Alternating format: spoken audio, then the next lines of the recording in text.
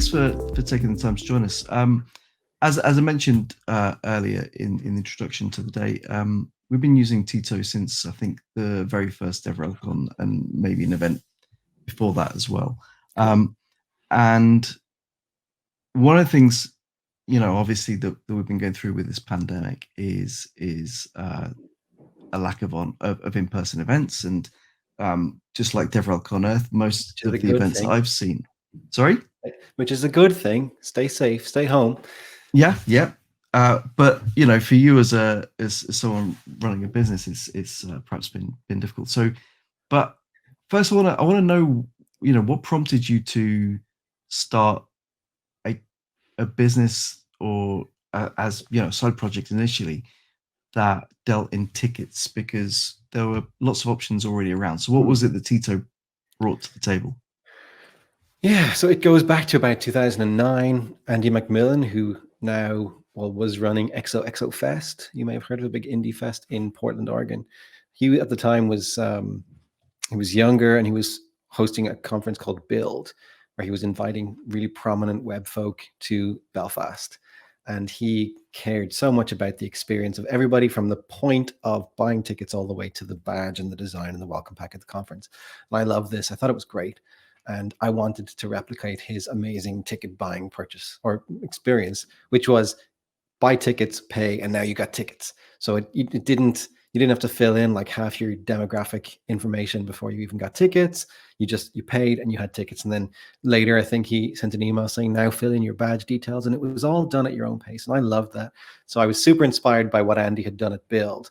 And so instead of using Eventbrite again, which we had used the first year for a conference that I was organizing called FunConf, I said, okay, well, I'm a developer. I know I've got some PayPal code lying around. I'm going to build an API that lets me create a pay button, and then you get back and you've paid. And that was it. All it was an API that sent people to PayPal and came back and stored the purchase in a database table. There was no UI. There was no anything. In order to find out who had bought anything, I had to log into the console and see. It was good fun. That was why it remained a side project for a long time, because the first functioning use of it was me, and just for my own use.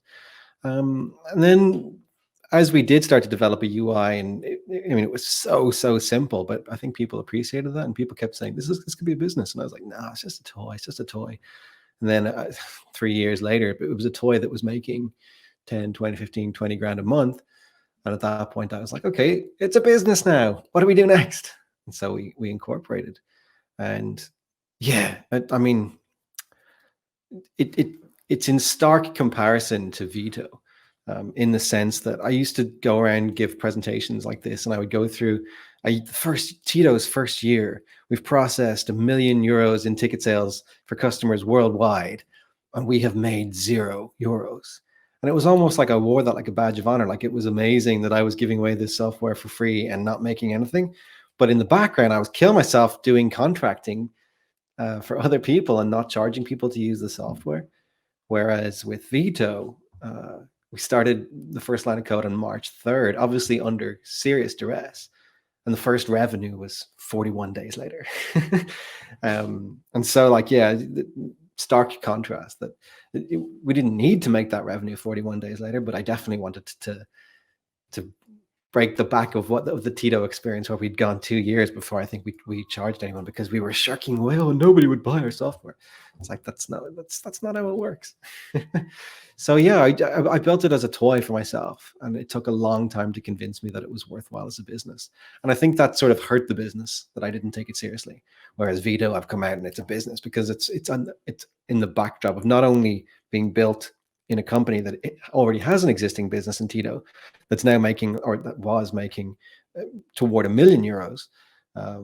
Veto is coming in that backdrop, so it doesn't have the luxury of saying, oh yeah, we can flap around for 2 years before making any money, as if that's a luxury.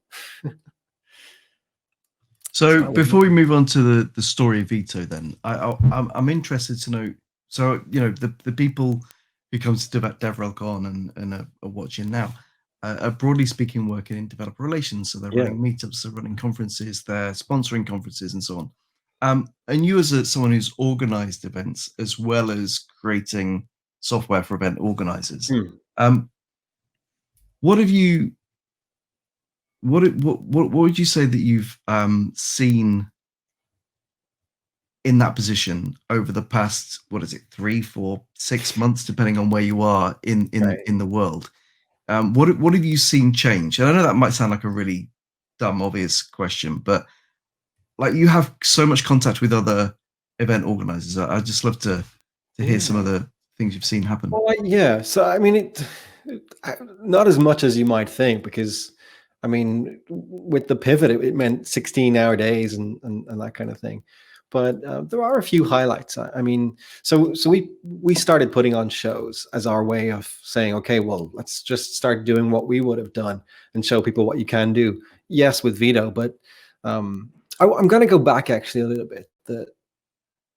Uh, Part of me rejects the premise of a tech conference. Maybe that's a little bit controversial, but I learned jQuery, for example, at a Ruby on Rails conference, I think in, let's say, 2009. I mean, I'd already dabbled, but I really learned it by going to a Yehuda Katz talk. He was on the core team and he did a deep dive into how to make the most of jQuery. And I had to be there. Like, I was in the room with him and I had to be there to learn all that. But then if you think about it, I didn't have to be there. It was Yehuda giving a deep dive on jQuery. That could have been an online tutorial, that could have been a video, it could have been anything. And I wonder, did I need to sit there for 40 minutes when could I have done it at my own pace? And maybe that time could have been used better building relationships or whatever. I don't know. But I do question. So that's the most valuable technical talk that I've ever been to. And it didn't have to be in person. It was great that it was in person because Yehuda was there and there was the gravitas of it all. And maybe that's necessary. But it could have been that Yehuda was there anyway, and I could have gone to him to ask questions afterwards, and he was maybe curating of. So for the conferences that I've organized, I've tried to turn things on their head and give people space to do like a presentation or an installation or storytelling, which I think is much more ephemeral and in the moment. And I've tried to push technical content, if I can, into things like video presentations and one-on-one sessions and workshops and things like that.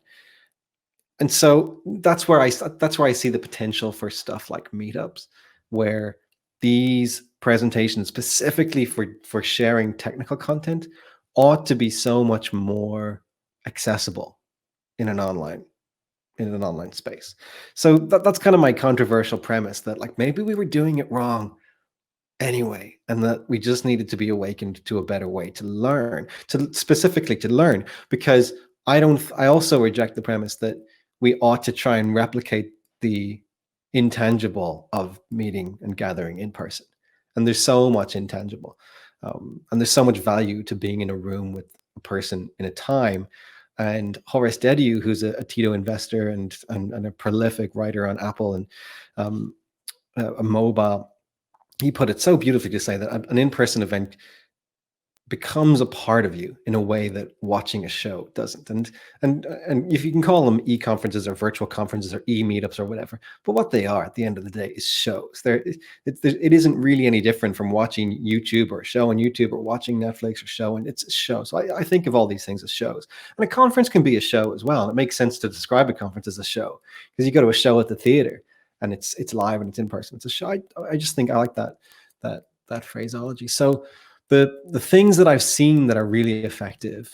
I mean, if you start with the basics. So if you're videoing yourself, I really enjoy people who put a little bit of time into getting a corner of their house and lighting it well and moving things around and just doing a little speech. I'm a huge fan of the speech format, where you just kind of think about your thoughts, and it's like a video essay where you just present yourself, and it's so simple.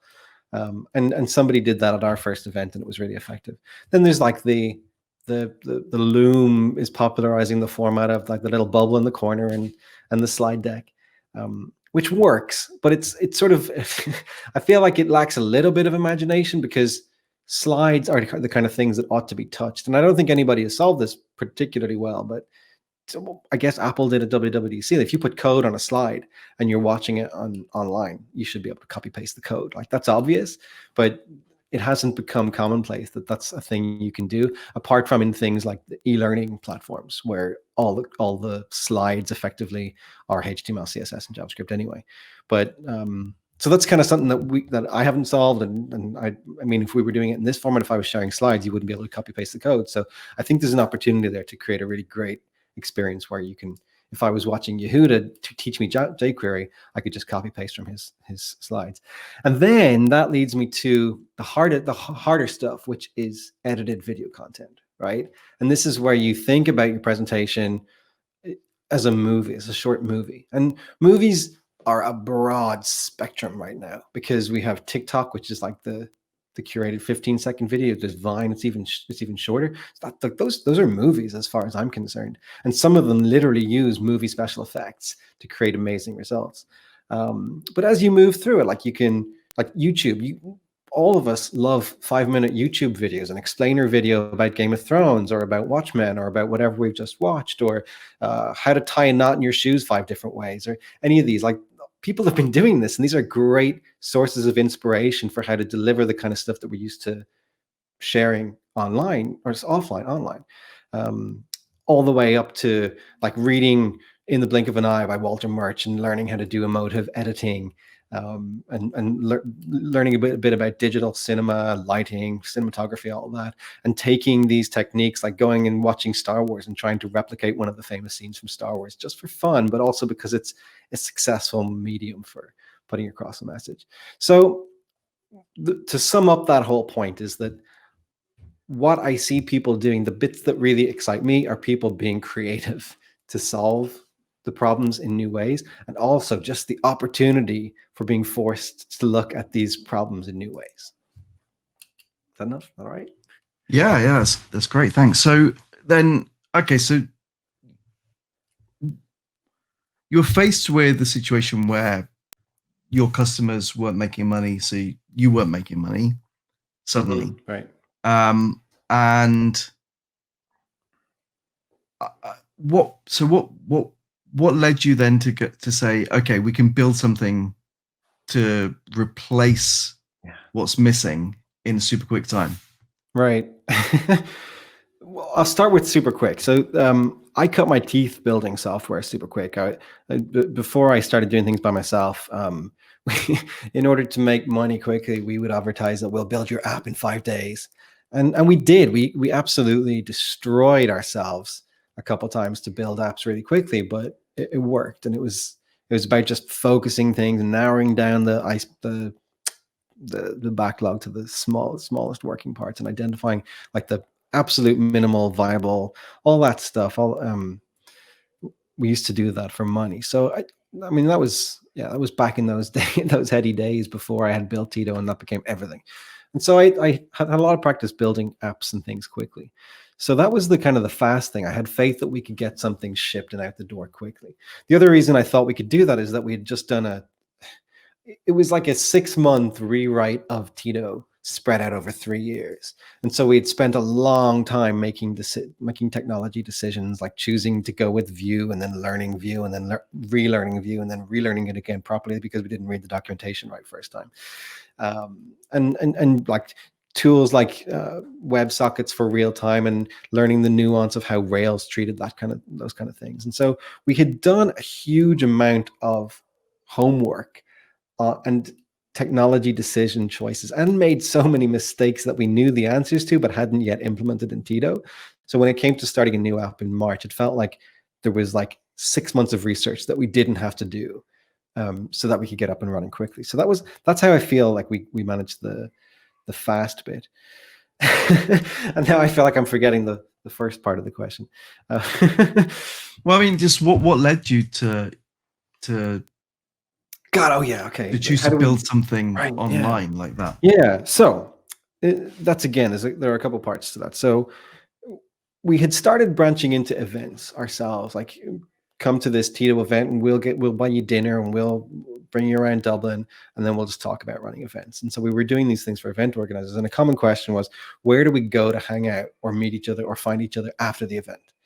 And I mean, do you have an answer? Like, do you have an answer to that? I guess for DevRelCon, it's Slack. Yeah. I don't want to get into why I think Slack is not appropriate for this kind of thing, but I mean, to me, what sums it up is like Slack is for work place teams. And there's this notion of an ephemeral social network that Slack sort of half or quarter or maybe 75 for different teams. Slack solves the problem for a certain number of the problems. But there's a certain beauty and elegance to a group of people who are your best friends for a couple of days, and then maybe you don't contact them as much, but then you do want to come back. And I mean, the other part of Slack is like Slack is optimized for much smaller groups than the thousands that can end up being part of a conference community. So I had been thinking about this problem for a long time anyway. And then when it came to our own answer to like, where do we hang out? We didn't really have one. We set up a Slack and maybe 5 people posted messages, and then it just died. Nothing ever happened again. And it struck me that it's like, that's sort of sad, but wouldn't it be great if there was a tool or a product that allowed you to do that, but sort of celebrated that fact that it was just like, there's a flame of activity, and then that becomes just a record of that time you spent together. And that's okay. And wouldn't it be cool if there was some kind of thing that did that? And so I've been thinking about something like that over and over and over for the last couple of years. And we were gonna call it Mito, M-I-T-O, but we didn't. So there was this community idea that we had. We knew we wanted to try and solve that question. Like, what do you do when you want to hang out? And that was for in-person events, like very much for in-person events. Like, what's the tool that you get into when you buy a ticket? And that could be Slack as well, but it's like, maybe it could be more. And then about a week before, it was a month before the lockdowns, coronavirus had been in the news for 5 or 6 weeks, and there was rumblings that this might be serious. And so we sat down as a team and we said, well, what are our contingencies? And people are probably going to need a video platform. They're probably going to need to be able to put their sponsors up. They're probably going to need to I don't know, to leave comments or whatever. And I mean, you can see so many platforms had the same idea, but we just put that in case, and we shaped it in case we needed to build it. And what I ended up building was just it was like a live updating schedule for an in-person event that had been happening that week, and it was kind of pointless because then the lockdown did happen. But we had the idea for the video thing, and we had the idea for the community thing. And as I was kind of building the live updating agenda thing, I was like, hold on, if I put a video in there and I put a little sort of Twitter-like community here on the right, and then put these things in, we sort of mashed them all together. And so that was where we got Veto. And we did a naming session where we had all these kind of silly names, and Veto just popped up. That was just going to be like Viral Tito or Video Tito or Veto or whatever.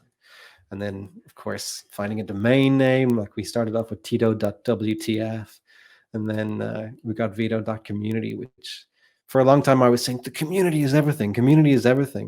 But I've sort of started to look at Veto as more of a circle with maybe 4 or 5 components.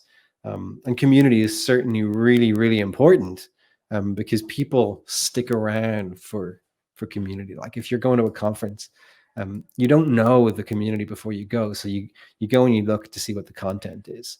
And so content was really important. But then you stay for the community, right? You go back the next year because you want to meet the people you met or you hung out with. And then access was important for us because of Tito, and we knew that at least our customers would probably want to continue making money from what they were doing. And I think gathering groups around similar topics, particularly programming, which people use programming to make money. People use programming in all sorts of ways, but I didn't want to shy away from making money. So content, access, community. But on top of that, then like commerce is integral to conferences and events and meetups and things in the form of sponsorship. So why shouldn't that be e-commerce? So content, access, community, commerce, and now you're building like Amazon.com, but whatever. And then finally, the piece that I think too many people forget about, and indeed I'm guilty of forgetting it so many times, is accessibility as a top level. So that kind of brings you then to the description that Veto is an accessible platform for controlling access to content for your community, and making money from the whole thing. Great, thanks. So look, one of the things that I took a look at the Veto site, and it's am I right in thinking it's invitation only right now? Yeah, we've only had about 4 or 5 actual real proper customers. So how do people who are watching this and wondering about how to replace their in-person events or supplement them when they come back and we're allowed to do them again, how do they use Veto? So, good question. We've been running a few sample Veto shows, and we call them the place where you go to experience stuff on Veto is called a Veto Hub. And the hub, all those things I spoke about, like it's a circle, the hub is the center of all that stuff. So yeah, we're putting out a few things. So you could watch the @Veto community Twitter to see what we're doing, and we're putting out a few things. But yeah, there's a request access thing, which if you fill it in, or if you fill in your email, it sends you a survey, and you can fill in a survey to describe your event. And we haven't been super proactive about getting back to people on that up till like the next couple of days. So up until like I took a week off last week, and before that I was just like code. And I'm definitely guilty as charged of spending too much time in the code, but I basically kind of handed that over to a very capable engineering team now, and I'm kind of now starting to move more into a customer focused role within the team as CEO, which I guess I should be from day one, but there you go. And we're starting to get our process for onboarding folks. So if you have a show, particularly a meetup, definitely excited to hear about meetups. I think Vito is going to be great for meetups. Please do get in touch and describe your use case, and badger me on Twitter or whatever if you really want in. Cool. Now, I don't want to put you on the spot, but is there any chance of having a quick look at what Veto looks like, or should we? Yeah, absolutely. Yeah. Cool. Do I hit share screen to do that? Yeah. Cool. All right. So that is very much me on the spot. Google Chrome would like to record this computer screen, so that means I can't. So do you want me to? Will you man the stream for a second while I restart Chrome? Sure. Yeah. Cool. Okay. Well, look, I'd like to encourage you, if you're watching, to ask questions. We've got a couple of minutes, and Tide, you will bring them in once we've got them. So do post your questions in the Slack if you're there. In the Twitch or the YouTube comments is fine as well.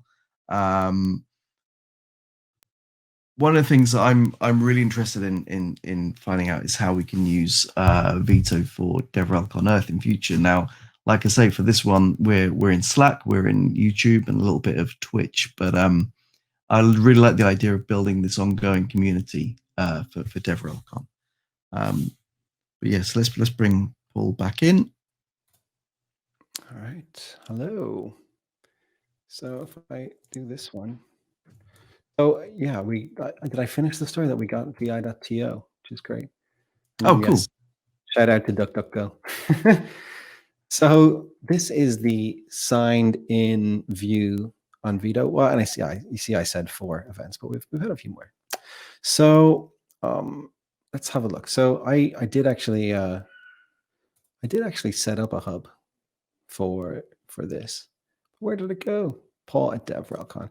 So this is a Veto hub in the back end, right? And all I did go into my hubs, I did create a new hub, and I just filled in a title, and that's as much as I did. And there's a template for starting simple, and there's a template for being a conference.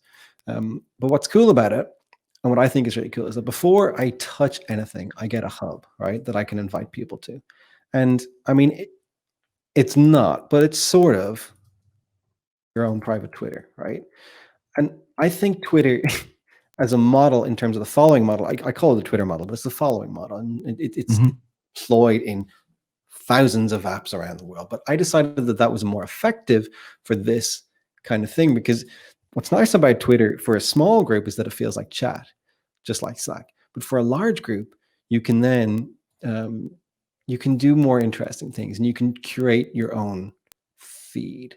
And I thought that was really important. And you can follow people so that when you go back to another event on Veto, or if it's the same thing the next year, or if it's another hub, you're going to be following the same cohort. So your following follows you from hub to hub, which I think is so important and so interesting. But it also means that you can control what you see, and you're not inundated by hundreds of messages from people that you don't know. And then we're going to be able to pull out trends and things like that, just like Twitter does. But it's not going to be Twitter. I think like already we're differentiating from Twitter, but Twitter was the inspiration and not Slack or IRC or whatever, because of that at a conference, you don't talk to literally 1,000 people. You talk to small cohorts that then you want to stay in touch with after the event. And that's very much where the inspiration comes from. And so Twitter is definitely my go-to tool at a conference. And so I wanted something that was a bit like Twitter, but it's like, who's going for dinner tonight, right? And what's really interesting and exciting to me about Veto is that this is interesting before I've done anything at all. Which is, I think it's cool. So that's the basic unit of interestingness in Veto, is that you sort of get this kind of Twitter-like experience with likes and @replies and profiles and basic moderation. There are other cool things, like when you go in, you have to accept a code of conduct, and the code of conduct is built right into the platform. We're really dedicated to safety and security. Not only is a code of conduct built in, but your posts are private by default. So if somebody adds you to a Veto Hub, nobody can see you. Unlike in Slack, where if you get added to Slack, you're more or less visible to anybody by default. Or maybe that's different anymore. But there's yeah. Incidentally, we haven't built DMs, and we're not prioritizing DMs right now, for that same reason, that we want to make sure that any vector for potential harassment is built in a way that preempts those potential bad actors and allows people to control that, or to make sure that it doesn't hit them in the first place. So we're trying to be considered in how we build it. So the content access e-commerce community. So the e-commerce piece is a little bit weak right now, so maybe I won't talk about that. Accessibility, we're auditing and trying to improve as we go. So I'll just do a quick little demo of the content. You've got two ways of getting video content into Veto. There's a live stream over RTMS, or you can just simply upload videos, and then they appear. But that's if I go into a more established hub, which is probably something like this one here. So this is a hub for admission online, which is what we're trying to basically move our live events into something that is more spaced across time. So this is kind of a more filled up hub, and it sees that in addition to the Twitter-like, you get a sort of a mini CMS, which I just think is really cool. So if it were if you think about it, if it were an offline conference, this would be all the logistics and all the questions that you had. You can put in your sponsors, you can link to your sponsors, they can put in offers and the digital goodie bag. So that's all pretty cool. And then you have your sort of Twitter-like here, but you can also do Slack-like, because you can divide your pages into different topics and that kind of thing. And then you can find out who's there, and you can look at them, and you can look at people's profiles and follow them and all that, which is kind of cool. And then this is what playing a video in the platform looks like. And then that's all just been updated or uploaded in the back end. So in here, in the video section, we've just uploaded some videos. Right. But what I think is the real magic is just the dynamism of it. So I showed you the Twitter-like, and I've showed you the Slack-like, but with the pages, like the little mini CMS, and it's like WordPress-like. And are you seeing that maybe we've taken a lot of inspiration from great tools that have come before us? But let me see here. Where did I go? Well, we're kind of at time now, but yeah, sorry. Show us one last thing then. Well, the one last thing is that basically all of these things, if you wanted to create a time session, it's just you basically just set a time like this, and it's just so cool. And then if you want to change times during a session, you just swap them around, and then you can set a length, and it's just it's cool. And then basically you can add pages in here, and it's all dynamic. It's all live updating, and then as soon as you're done, you can hit publish all, and everybody gets the updates without having to stop their video or refresh their browser. Superb. Thank you very much, Paul. So vi.to is where to go if you want to. vi.to, yeah. Okay, superb. Brilliant. Well, look, Paul, thank you very much for joining us. No worries. Thanks for having me. Yeah, I'm excited to explore Veto ourselves for our own future events. Cool. And I'm looking forward to sharing with you.